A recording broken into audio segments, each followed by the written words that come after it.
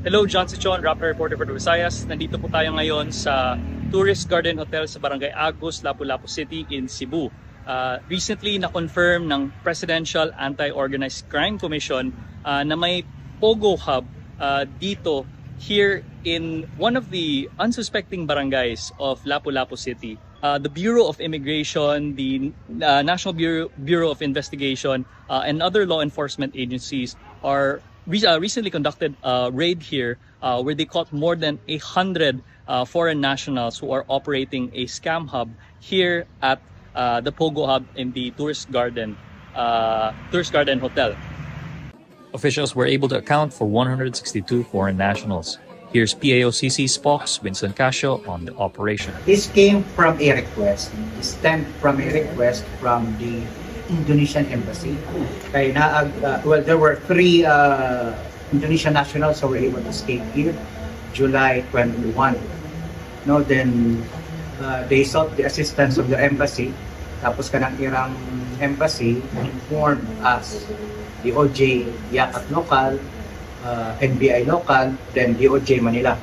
Then all those agencies contacted me. So we created a operational plan to rescue all of these foreign nationals. So this is actually a rescue operation.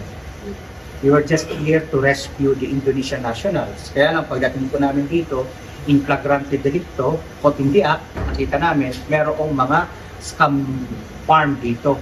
Merong 1 doon, 1 dito, then 1 here. So may nakita kaming 3 at least na scam farms.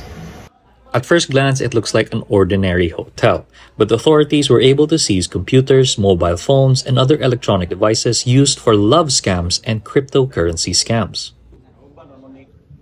So, we will be applying for cyber warrants to seize these computers.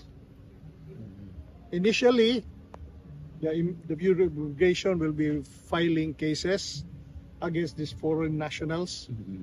The NBI will be filing cases also based on the trafficking, the rescue. So that's the initial cases that we will be filing. It's worth stressing that this is one of the first Pogos that were found here in Cebu, in the Visayas. And they're still going to be investigating more operations in other parts of the island and the region. We're going to be hearing more updates coming from the NBI and the PAOCC. Once again, I'm John Sichon, Rappler, Cebu.